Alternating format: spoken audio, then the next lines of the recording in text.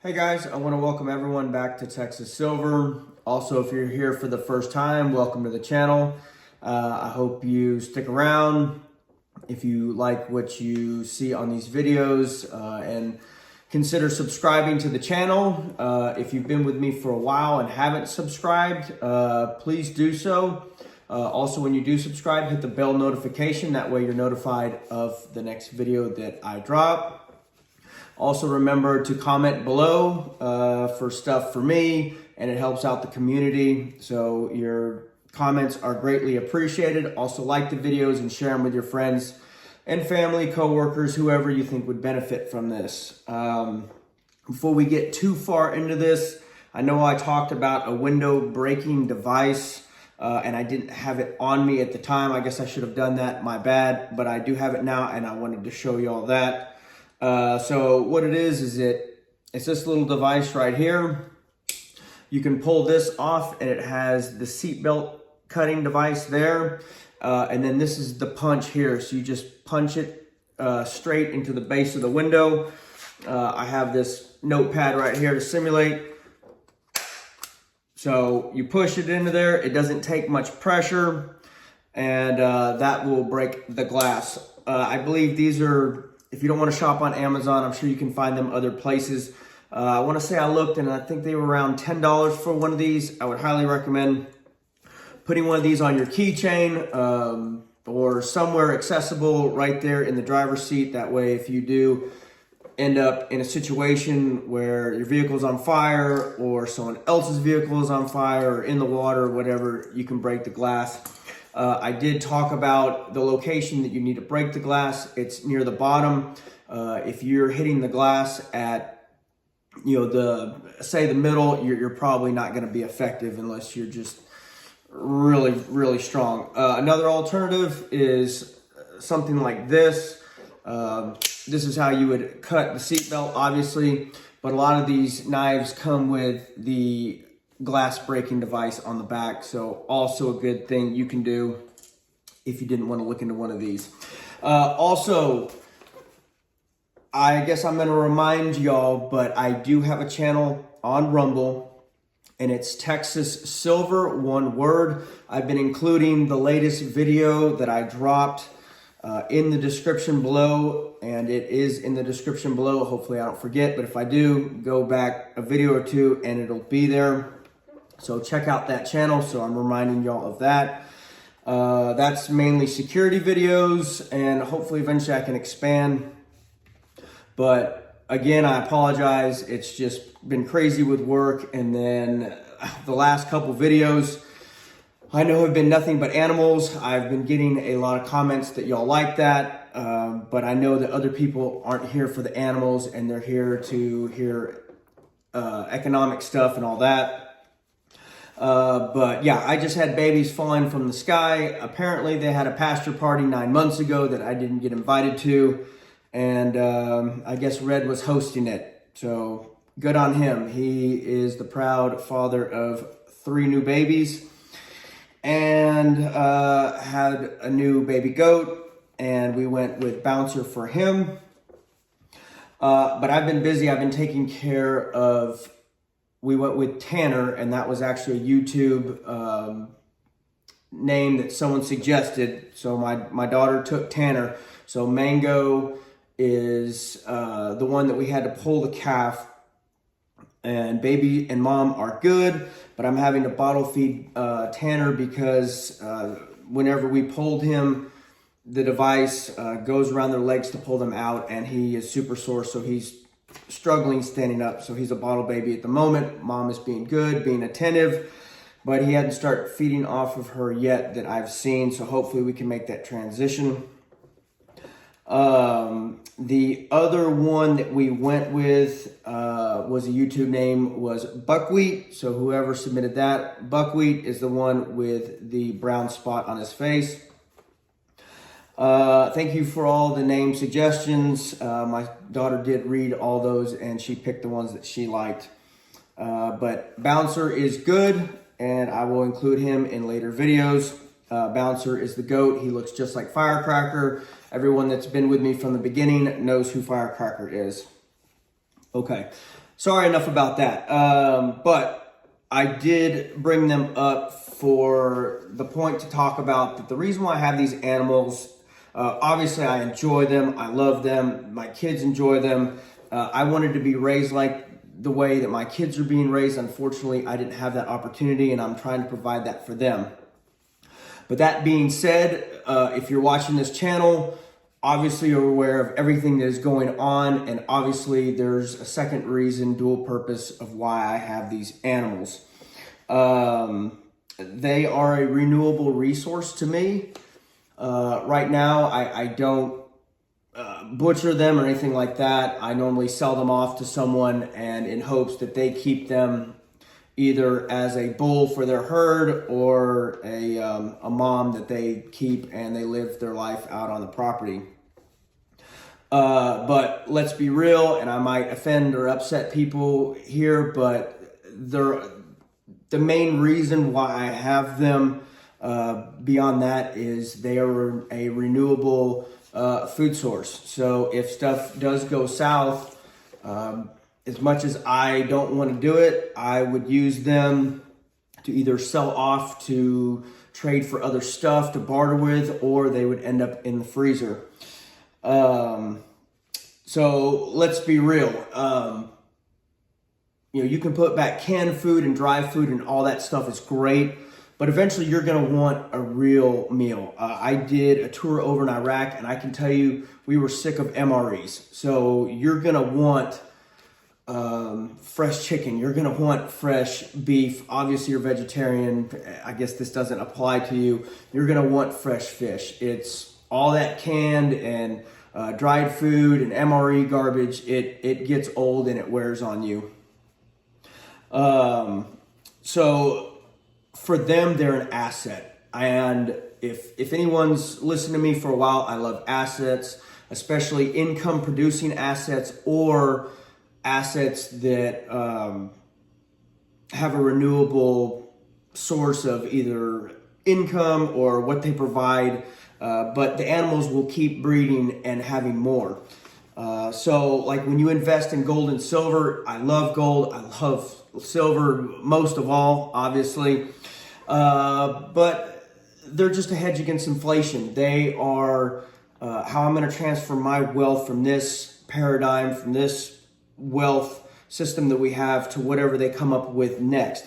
But they don't produce anything. It is what it is. I do see them as an investment in the long run. But as of right now, they don't do anything but protect my wealth. But it's not like my silver coins are multiplying. I have to buy more.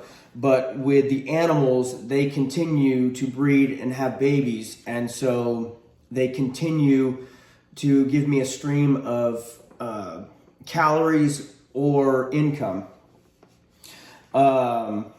I see with what's coming that food is going to be a big, huge issue over the next months and years.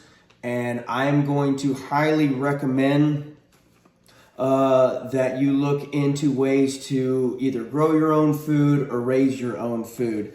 I think the price of food has been depressed over modern times because of all the technology we have, and everyone's used to being able to get something right away. You just go to the store and get what you want. And those days may be numbered. I don't think the grocery stores and all that will be completely wiped out. I think if there's some sort of event, yes, it's going to be wiped out. But I mean, over the long term, I think what's just going to happen is these items are going to become so pricey that most people aren't going to be able to afford it. Or if they do, if they can't afford food, they're just going to have to get cheaper stuff, not as good quality, cut out the luxury items that you get at the grocery store. But I think the price of food is going to get revalued. So, these cows right now, a year-old cow probably brings me $800-900 at the sale. But I could see them going for $10,000 in the next couple years, depending on what beef prices do. So for me, I think it's a no-brainer for me to have it. Obviously, I have the resources, I have the land, and I have people around me to help me raise these animals, and I'm slowly learning as I go. Like I said, I wasn't raised on a ranch and farming, and so everything that I've learned probably within the last 10 years of me owning this property. Before this, I was completely lost, and I still have lots to learn. So just know that, you're constantly learning stuff. You're trying to improve your knowledge when it comes to everything with skills. And, here I'm improving my knowledge of ranching and raising animals. So I'm going to encourage you, if you have the ability to raise cattle, do so. If you cannot do that, try goats or sheep if you don't have enough land for that. If you can't do the goats or sheep, look into rabbits or chickens. Chickens are always great. I know not everyone can have them based on where they live, but chickens are really simple to raise. And the thing about the chickens is you don't have to butcher them. They're just going to continue to make eggs for you. So that's a renewable source of protein. Also have a garden. I think pretty much everyone in their situation can have some sort of a garden. It doesn't take, you can grow a lot of food on a quarter acre of land or even less. So you don't need acres upon acres to have a garden. I also have a buddy at work, and I'm going to admit that I don't have much knowledge of this, but he has a hydroponic garden. I guess these are starting to become big, but it's like this tower device. It's white, and it has different holes to where I guess you plant the different seeds, and it's hydroponics from what I believe. And he's growing lettuce and tomatoes and all sorts of vegetables. And I'm guessing you can pretty much grow anything year round because it's inside your house, and you can maintain the amount of sunlight that it gets and the temperature and all that stuff.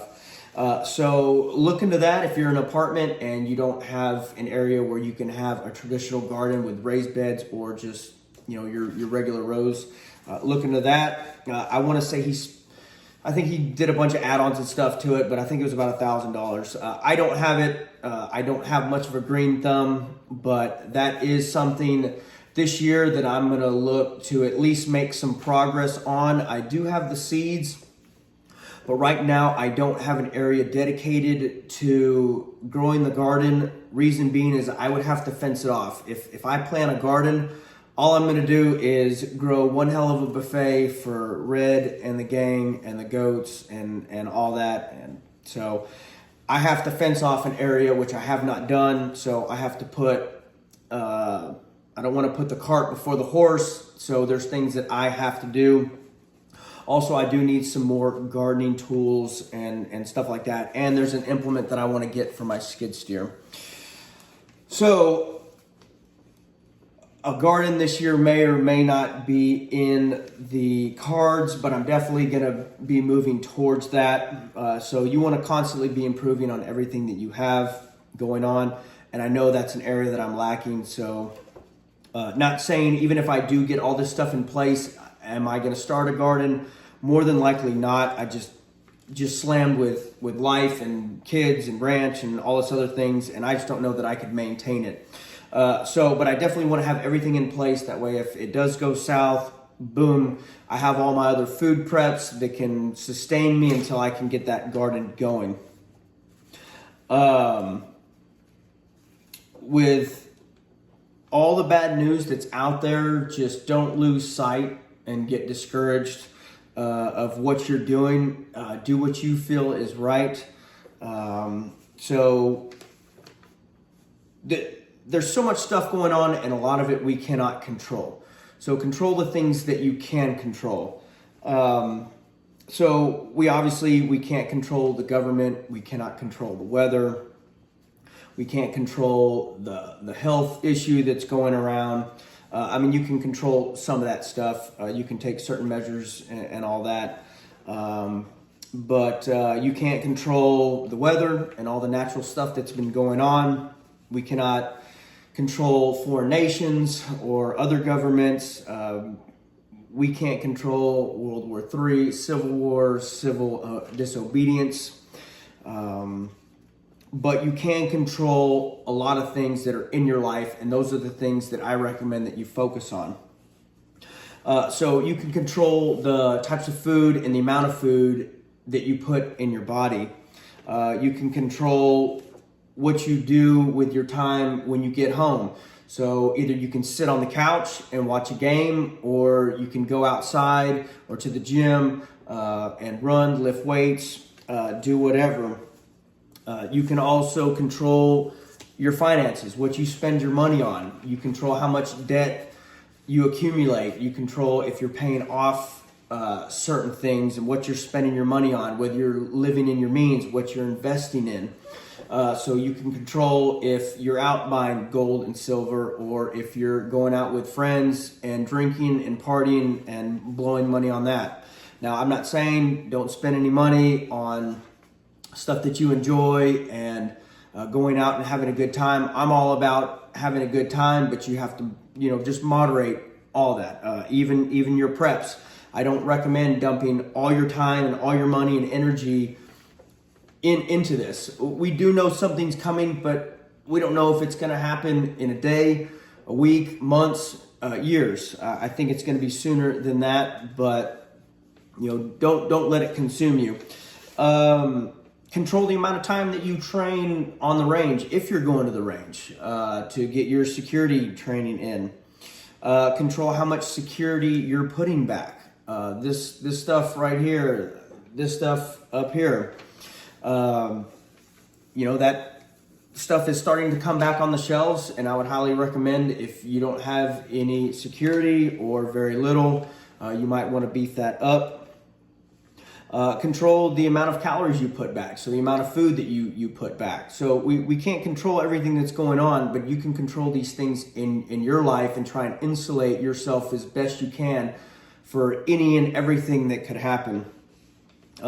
Control your water plan, how you're going to purify water, if you're going to put back water. But I always recommend you need to have a way to filter water. You can put back pallets and pallets of water, but where are you going to store that? And eventually you're going to run out. It's all about renewable resources, a way to replenish that water as you're consuming it. Control who you associate with, your friends, maybe even family members that are no good. Just control who you spend your time with.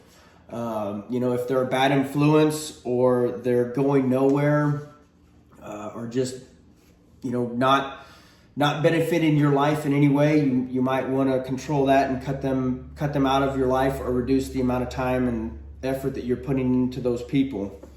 Everyone has an expiration date, and it doesn't matter how much money you have.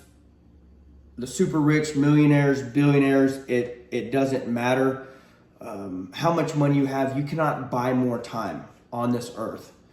So be careful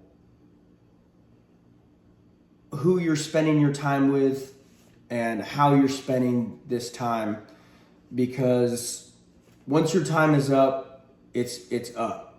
And that's something that, well, obviously you're dead, so you're not going to have to live with it, but that's one thing that you can control, but it doesn't matter how much money you have. You can't buy more time on this earth. So who is going to have your back in the end? Is that a family? Is that friends? Whoever. Invest your time into them. Invest your time wisely. We never know how much time we have left on this earth, so just make sure that you're spending your time wisely, and who you are giving your time and how you are using that. I'm going to end it there. Thank you so much for being here. If you stuck around this long, I appreciate all the support and all the positive comments below. And I think I'm going to be dropping a lot more videos with these animals, because it's raining babies over here. But God bless, take care. Thank you again for all the support, all the comments, and just being here and supporting me and helping getting this word out to as many people as possible. So take care.